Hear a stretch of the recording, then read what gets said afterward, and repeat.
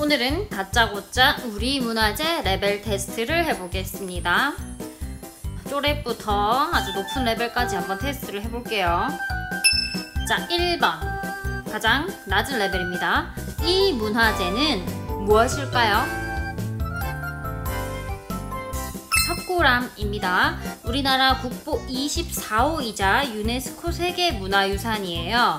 건축적으로나 수학적으로나 종교적으로나 예술적 가치가 굉장히 뛰어난 문화재입니다. 통일신라시대 작품인데 어디 있는지는 아시죠?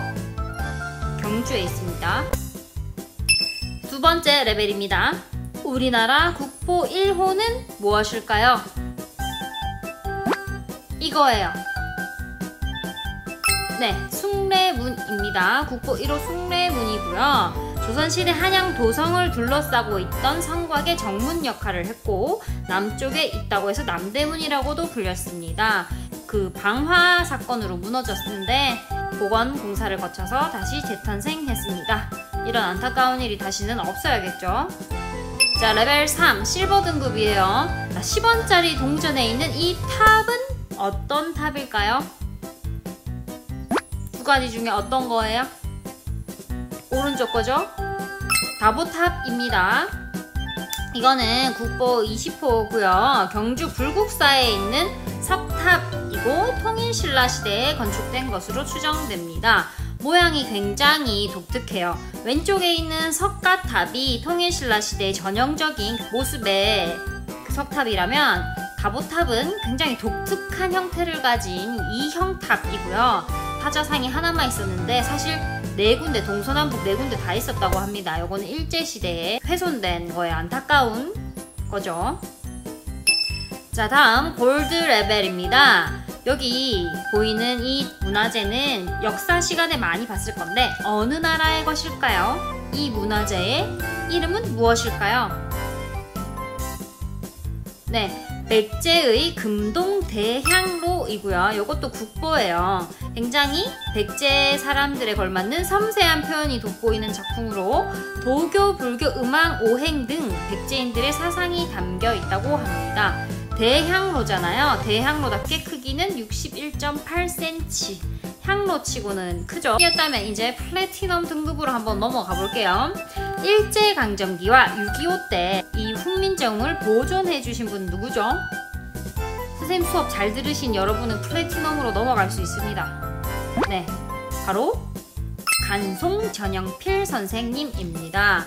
우리가 간송전영필 선생에 대해서는 1차 시를 할애하고 과제도 해가면서 많이 공부를 했었어요.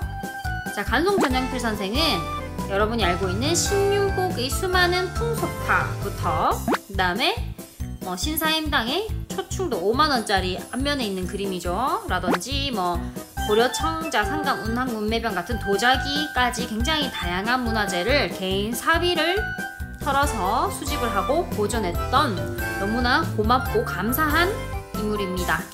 자, 더 높은 레벨로 가보겠습니다. 이 그림도 방금 배운 간송전영필 선생이 보존하고 계셨던 그림인데요. 이 그림을 그린 화가의 호까지 혹시 알 수 있을까요? 선생님이 여러 번 얘기했는데 해원신윤복이라는 화가고요. 작품은 미인도지요. 작품 제목은 너무나 유명하죠. 해원신윤복은 조선 후기 단원 김홍도와 함께 대표적인 풍속화, 그 풍습, 사람들의 살아가는 생활 모습을 그린 그림입니다. 풍속화가로 유명하고요. 김홍도랑은 다르게 풍류, 그러니까 노는 거를 좋아하는 양반과 기생들의 모습을 자주 그렸습니다. 자, 다음 이 정도 되면 마스터 등급입니다. 이거 맞춘 사람은 정말 칭찬받아 마땅합니다. 오늘 설명한 것만 집중해서 들었어도 맞출 수 있어요. 자, 이 문화재 보신 적 있죠? 이 문화재 제목은 이겁니다. 청자는 고려시대 때 유행했고 고려청자라고 많이 말을 하죠.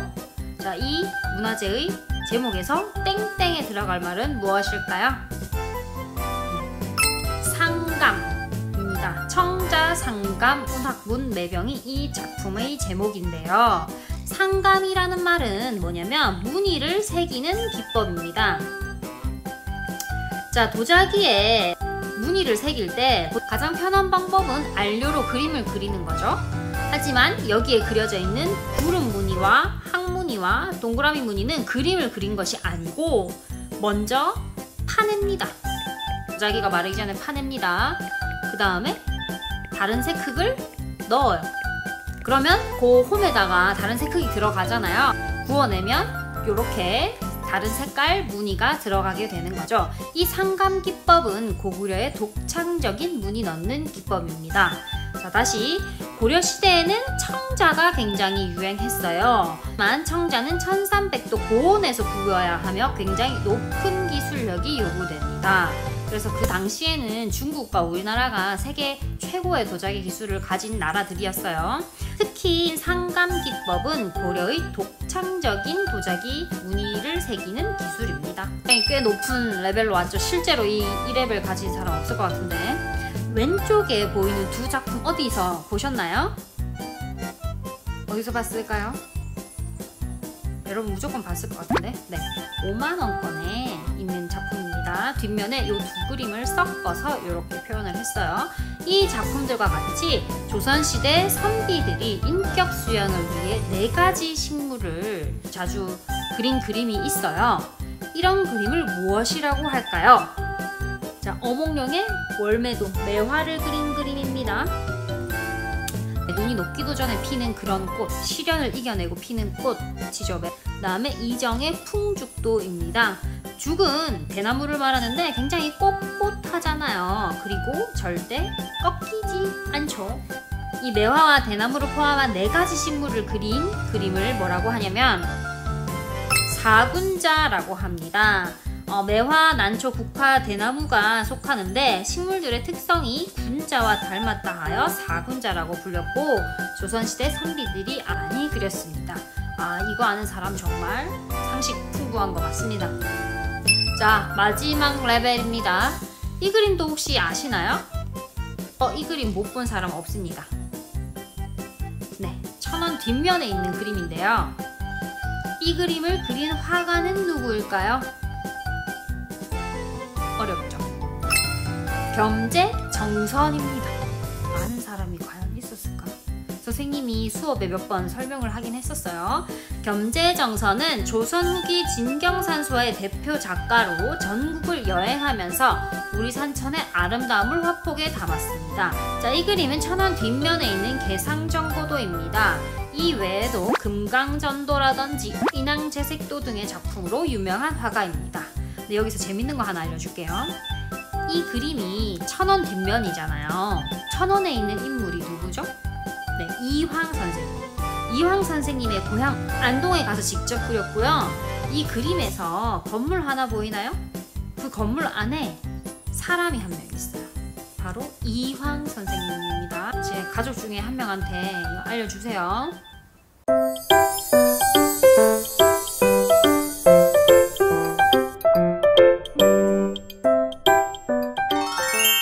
오늘은 다짜고짜 우리문화재 레벨 테스트를 했습니다.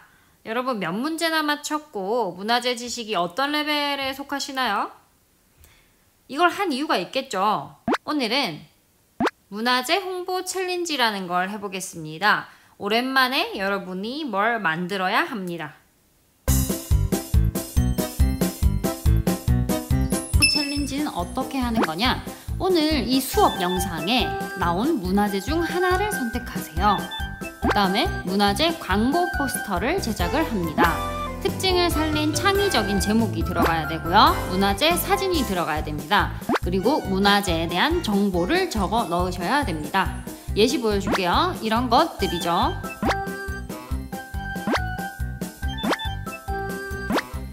이 작품들은 중학교 2학년 학생들이 직접 손으로 그리고 쓰고 색칠한 작품들이에요. 여러분들은 고등학교 1학년에다가 컴퓨터로 사진 받아서 할 거고 또 폰트로 글자를 쓸 거니까 더 쉽고 완성도 높은 작품이 나올 것입니다.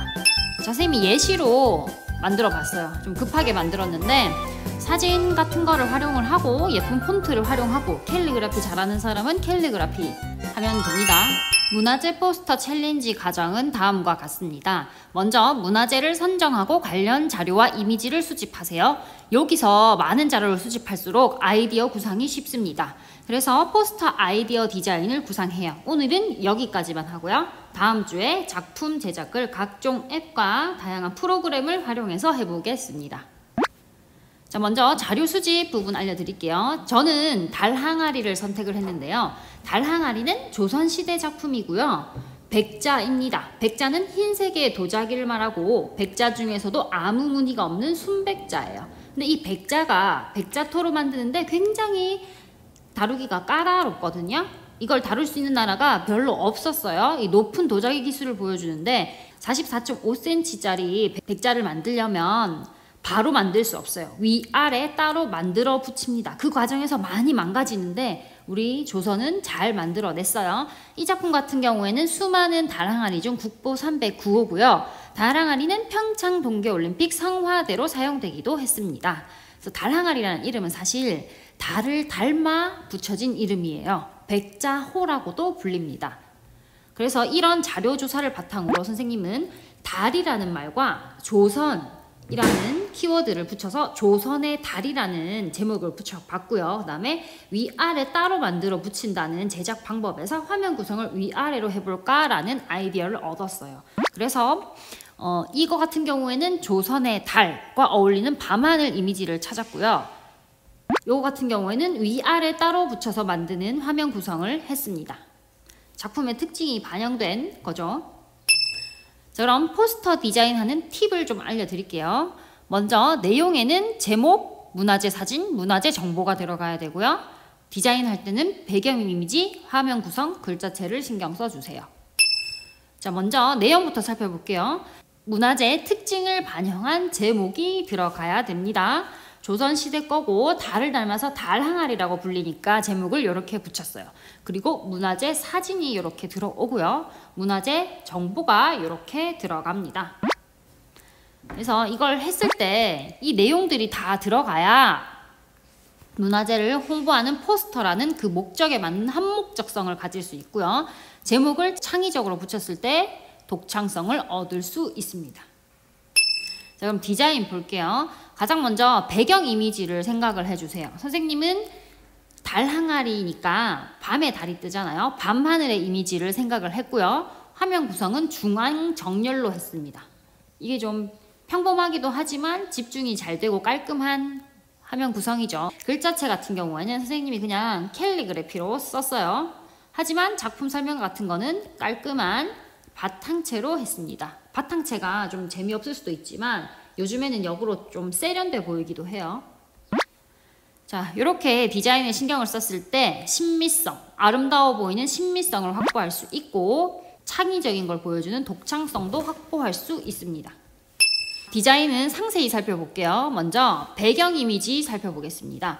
문화재와 조화를 이루거나 아니면 문화재를 돋보이게 하거나 문화재의 특징과 어울리는지 살펴보세요. 1번 같은 경우에는 문화재와 조화를 이루고 문화재를 돋보이게 해요. 심플하기 때문이죠. 두 번째 같은 경우에는 문화재의 특징을 반영했죠. 달 항아리라는 달 이미지에 맞게 밤하늘의 이미지를 했고요. 조선시대 느낌이 나는 건축물 배경도 있습니다.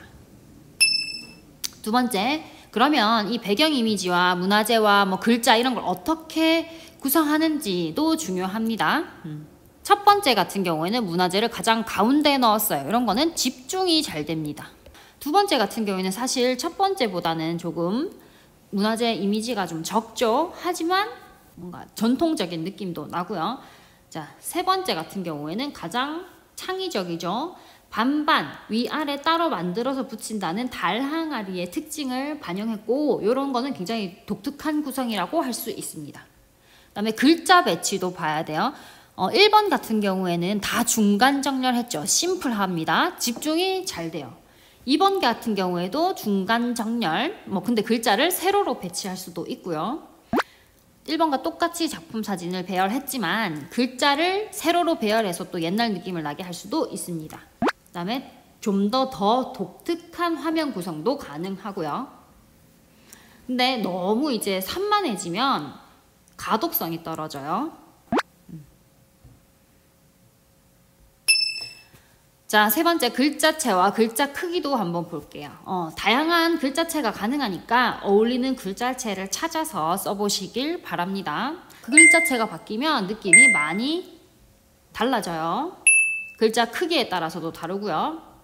선생님은 이 두 가지가 좀 마음에 들었어요. 제가 제작한 것 중에서는. 뭐 이런 형식으로도 가능하고요. 이런 형식으로도 가능합니다. 오늘은 문화재를 선택하고 자료 조사와 아이디어 구상까지만 해볼게요. 그래서 이번 주 과제는 선택한 문화재를 조사하여 그 조사한 내용을 과제 제출방에 제출하시면 됩니다. 양식은 6차 시 두 번째 게시물에 첨부되어 있습니다.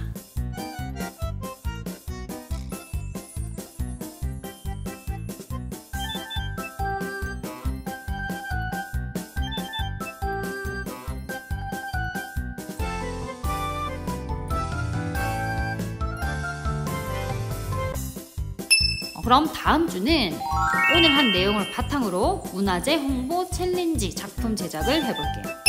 이런 팁들이 있는데 다음 주에 더 상세하게 알려드리겠습니다.